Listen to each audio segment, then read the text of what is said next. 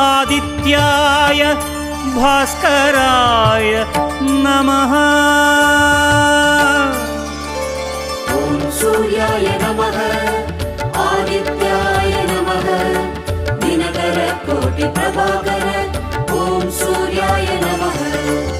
ॐ सूर्याय नमः आदित्याय नमः दिनकर कोटि प्रभाकर ॐ सूर्याय नमः।